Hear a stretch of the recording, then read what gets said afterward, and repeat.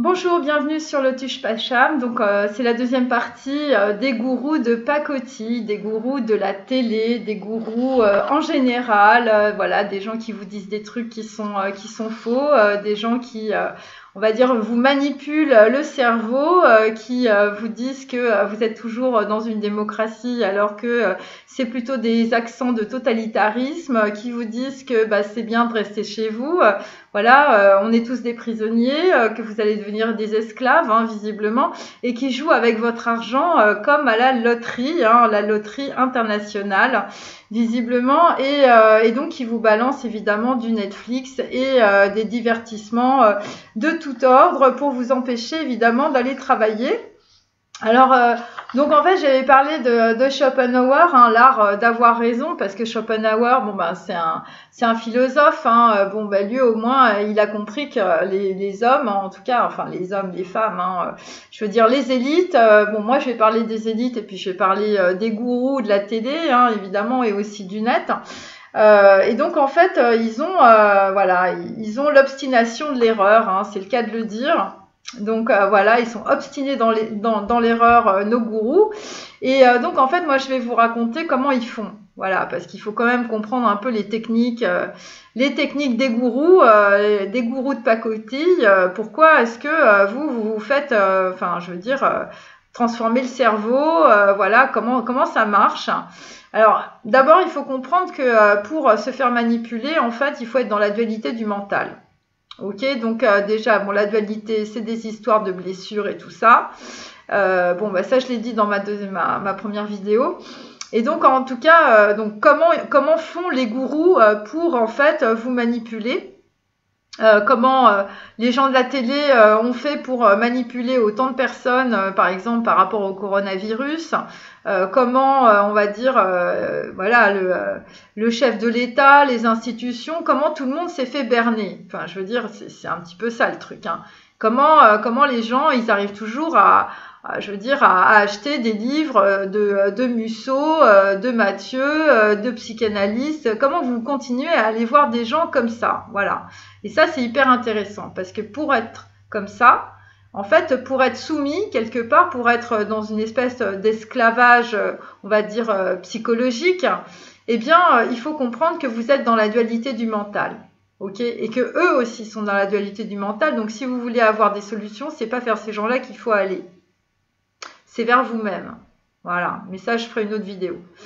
Et donc, en fait, comment les gourous, en fait, arrivent à vous manipuler, comment tout ça, en fait, est arrivé, comment vous en êtes arrivé à rester chez vous, à ne plus rien faire, à ce que ces gens-là, en fait, vous disent non, tu travailles plus, tu restes chez toi, c'est la crise sanitaire, c'est comme ça.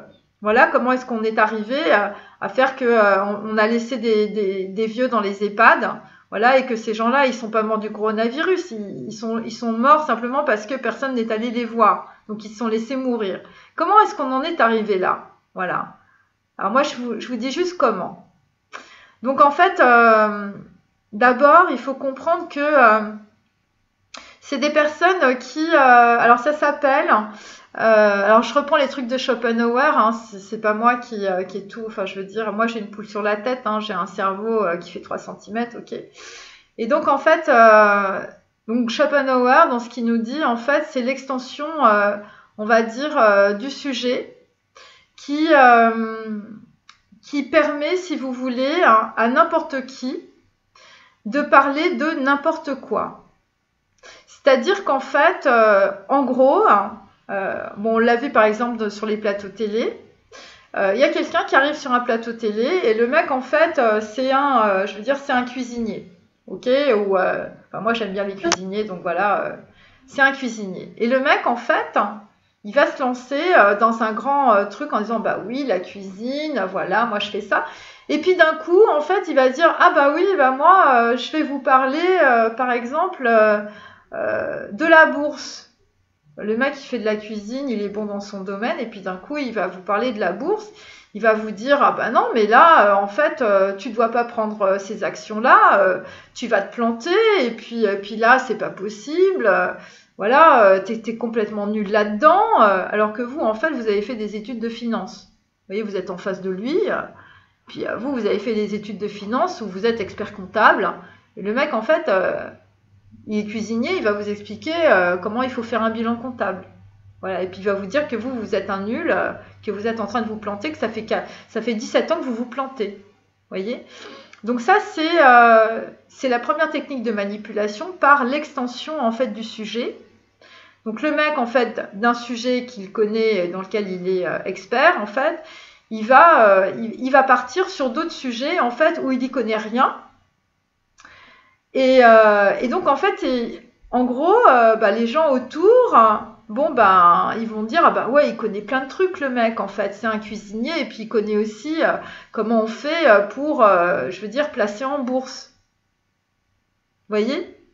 Donc ça, c'est la première technique de manipulation. Alors, ça paraît énorme, ce que je dis, mais en attendant, les gens se font duper là-dedans, mais c'est incroyable, hein. Donc, la deuxième technique, c'est le jeu des mots. C'est-à-dire que, en fait, on utilise un mot pour un autre. C'est la sémantique. Voilà, c'est-à-dire une femme de ménage, ça devient une technicienne de surface. Ça ne veut plus rien dire. Vous voyez, donc là, en fait, par rapport à la réalité, on est complètement paumé. C'est-à-dire que, par exemple, quand on fait l'addition des lits d'hôpital, bon, en fait, on veut dire, ah bah oui, il y a tant de lits d'hôpital et tout ça, machin. Puis en fait, le lit d'hôpital, vous dites, c'est pour les gens qui font des interventions pour les intestins, les autres, c'est des interventions, machin. Mais on vous dit, voilà, il y a tant de lits d'hôpital dans tel endroit. Mais on vous dit pas pourquoi c'est. Donc en fait, en coupant, on va dire, des informations, en transformant la sémantique, eh bien, on va brouiller la réalité. Ok? Et donc ça se fait dans tous les domaines. Psychologique, voilà. Et donc en fait, on modifie donc le sens des mots, hein, et donc ça permet à des gens de dire n'importe quoi. Voilà.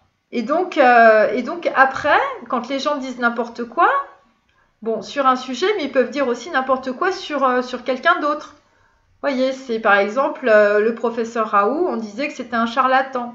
Bon, le mec, il a écrit des centaines d'articles dans le Lancet, mais il y a des gens sur les plateaux télé, là, les gourous, là, les gourous de la télé, les gourous des ondes, de YouTube, de tout ça, ils disaient, ben oui, c'est un charlatan. Alors que le mec, je veux dire, il est droit dans ses bottes, lui, il fait de la recherche. Il y a même des journalistes, hein, je vous dis, les gourous, là, les gourous de pacotille, je veux dire, il y en a même un qui a dit, ah bah oui, le professeur Raoult, pourquoi est-ce qu'il n'a pas fait un vaccin, lui? Parce que son institut du con, il n'est pas pour ça. C'est normal, hein. Voilà. C'est quand on fait de la recherche, on fait pas de la production de vaccins. Je sais pas, c'est comme si moi, voilà, je fais ce que je fais des dessins, des trucs comme ça, mais bon, je suis pas quelqu'un qui va faire, je sais pas, des treks au fin fond, je sais pas, au fin fond de l'Himalaya ou des trucs comme ça, encore que. Mais vous voyez, je veux dire, quand on tire les tarots, je veux dire, on fait pas des vélos. Et donc en fait, c'est un petit peu ça. Donc on est là-dedans où en fait on peut faire dire n'importe qui, n'importe quoi à n'importe qui. Et donc en fait, et de la même manière, quand quelqu'un vous contredit, eh bien, il y a des écrans en fait de sémantique. Et donc c'est une façon aussi de réfuter aussi le sens fallacieux des choses. Donc en fait, on dit oui, tiens, c'est lui, en fait, voilà, c'est pas un bon médecin, voilà. Et puis ensuite, il y a des personnes en fait qui vont dire oui, finalement, c'est vrai. Et donc à ce moment-là, eh bien, la personne qui a fait, on va dire, cette espèce de petit côté, voilà, c'est technique, hein. On passe d'un argument négatif à un argument positif, eh bien la personne en fait, eh bien son ego paraît brillant. Il dit oui, il a dit ça, c'est que c'est bien, c'est que c'est vrai. Vous voyez? Parce que c'est logique, mais c'est pas la réalité. Et c'est ça qui est intéressant, c'est de voir en fait que les arguments que les personnes en fait utilisent, ce sont des arguments qui appartiennent en fait à la logique, donc à la dualité du mental, et c'est pour ça que tout le monde se fait manipuler. Mais c'est pas la réalité, parce que voilà, le professeur Raoult n'est pas un charlatan, tout le monde le sait. Et pourtant, il y a des gens qui ont réussi en fait d'un point de vue de la technique du sophisme, je veux dire de la rhétorique basée sur la logique, sur les philosophes grecs, eh bien, de faire passer des vessies pour des lanternes. Vous voyez, donc c'est assez intéressant. Et donc ensuite, on a une autre manière de faire, c'est l'exception. Voilà, l'exception qui va confirmer la règle. Par exemple, on va dire, bah oui, cette personne est un charlatan. Bon, c'est vrai, c'est un très grand professeur, mais c'est l'exception. Donc voilà, c'est logique. Donc quand vous avez cette logique dans la tête, bah vous dites, bah oui, c'est peut-être possible, puisque c'est une exception, puisque logiquement, toute mon éducation en fait est basée sur la logique. Donc effectivement, cette personne a l'air comme ça, mais c'est l'exception. Donc c'est comme ça qu'on se plante. Tout ça pour vous dire que tout ce qui est basé sur la logique et sur la dualité du mental ne fait que, je veux dire, vous induire en erreur. Ensuite, ensuite, il y a des personnes qui peuvent vous dire des choses, même si c'est pas vrai. Et après, en fait, ces personnes peuvent juger, on va dire, sur une affirmation qu'ils n'ont pas dite. Donc, il y a ça aussi. Donc là, pareil, hein, quand on juge quelqu'un, on est dans la dualité du mental. Et donc, en fait, on peut dire quelque chose qui est faux, et puis après, on peut affirmer sur cette chose fausse en disant « mais non, mais pas du tout, je ne l'ai pas dite ». Donc ça, on les a beaucoup, les gourous de la télé, quand on leur dit « mais là, il y a 6 mois, vous aviez dit ça, je comprends pas, maintenant vous dites le contraire, est-ce normal ?» Et puis vous avez des gens qui vous disent « ah ben non, mais moi j'ai jamais dit ça, hein. Ah non, mais je l'ai dit, mais c'était pour rigoler. » Vous voyez, genre Jack Lang. Voyez. Et donc en fait, donc la vérité est généralement en fait qui est généralement admise, c'est-à-dire vous avez 90% de la population qui disent bah oui, c'est un charlatan ou ce qu'il dit c'est faux, voilà. Donc généralement en fait, ce que pensent les gens dans la généralité, c'est faux. Parce que tout le monde se fait manipuler. Voilà. Parce que la réalité, en fait, par rapport à la logique, eh bien, la réalité est fausse. Voilà, puisque dans votre tête, la logique est vraie. Voilà, donc tout ça, c'est des techniques de manipulation. Il y a aussi, on peut parler aussi de l'éventail rhétorique, où en fait, on va aller chercher des faux arguments. Pour réfuter les arguments de l'adversaire, on va faire des propositions fausses et donc en fait on va vous dire que c'est vrai. Vous voyez, c'est Christophe André, voilà. Le mec il va vous dire que c'est un expert en méditation et en fait quand on écoute son discours, on comprend bien qu'il y a un problème, que la méditation c'est pas ce qu'il dit. Vous voyez ? Donc on est là-dedans. Donc en fait on a des faux arguments, des choses qui sont pas réelles, mais qui sont parfaitement logiques. Voilà, et la logique, c'est de se dire que les psychanalystes, en fait, oui, c'est des gens, forcément, la méditation, ils connaissent. Hein. Eh bien non. Voilà, dans votre tête, c'est logique, mais dans la réalité, c'est faux. Et aussi, il y a l'opposition par rapport en fait aux personnes qui peuvent faire des thèses. Voilà, donc en fait vous êtes dans la logique, hein, vous faites une thèse, donc vous avez des arguments, voilà, tout est bien propré.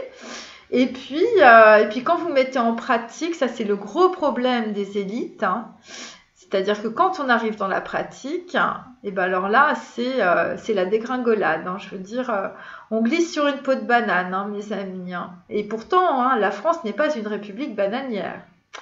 Et donc en fait, eh bien, la thèse qu'on lit, elle est bonne, elle est vraie, elle est carrée, elle est logique.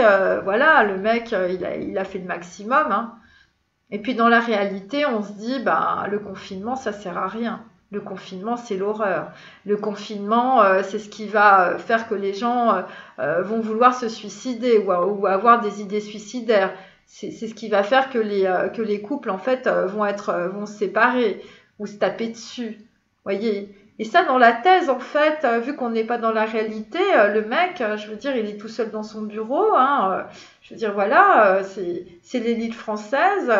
Il a jamais compris qu'il avait un corps. Il a jamais compris que, eh bien, dans la rue, il y avait d'autres personnes, vous voyez, que lui. Et donc, en fait, lui, il va faire sa thèse par rapport à ce qu'il vit. Voilà, donc il est tranquille chez lui, il est tout seul. Il a son copain ou sa copine qui vient une fois de temps en temps parce qu'il faut pas le faire chier. Voilà, il a passé tous ses diplômes et tout ça, et puis il passe son temps sur Internet, voilà, à regarder des vidéos de Lotus Pacham, bien sûr. Donc voilà. Et donc en fait, eh bien, pourquoi on se fait autant berner, en tout cas aussi facilement? Eh bien parce que je vous dis, toute notre éducation en fait est basée sur de la logique, et ça vient véritablement des philosophes grecs. En tout cas, moi, c'est ce dont je me suis rendu compte. On pense que la logique c'est la vérité et que la vérité c'est la réalité. Et juste en cela, eh bien, on fait une grave erreur. Et comme on est dans cette logique d'avoir raison, on est aussi dans l'ego. Et donc, en tout cas, eh bien, on est en même temps à la fois sur l'envie, on va dire, d'apprendre, de savoir, et d'être aussi un gourou pour les autres. Et puis, justement, on se plante parce qu'on est, je vous dis, on est dans l'ego, on est dans la dualité du mental, et donc tout ça, eh bien, ça correspond pas. Enfin voilà, ça correspond pas du tout à la réalité. Donc voilà, donc après il y a eu plein de choses. Bon, je vais pas m'étaler là-dessus, mais donc voilà. Donc moi je vous conseille plutôt voilà de bien regarder en fait les techniques de manipulation qu'ont les gens. Voilà, et surtout de comprendre aussi que la dualité du mental, que cette logique que vous avez dans le cerveau, eh bien, voilà, c'est ça le voile des illusions. C'est ce qui vous empêche de regarder les choses réellement, et surtout, c'est ce qui vous empêche de vous voir vous-même. Voilà, parce que en fait, on est, en fait, en fait, c'est pas évident à dire, mais en fait, se rencontrer soi-même, c'est-à-dire sans être dans la dualité du mental et sans être dans l'ego, hein, eh bien, c'est quelque chose qu'on doit percevoir et qu'on doit croire, en fait. Parce qu'on ne voit pas les choses. Donc, bon, il y a deux possibilités. On croit ou on ne croit pas. Et en fait, le fait de croire, il faut penser que voilà, que ce que vous faites de positif, d'être dans le bien, eh bien, ça vous fait pas de mal. Voyez. C'est-à-dire que moi, par exemple, en vous disant tout ça, bon voilà, je me mets à votre place et fondamentalement, je vous fais pas de mal. Voyez. Je vous fais même peut-être du bien. Voilà, à la limite, vous rigolez. Et en fait,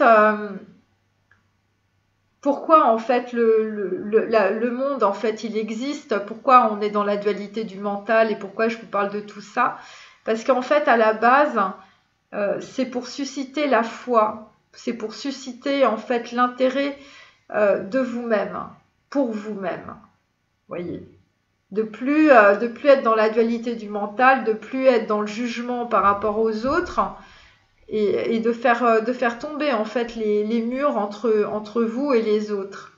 Voilà, parce que c'est des murs qui font que vous avez peur. Et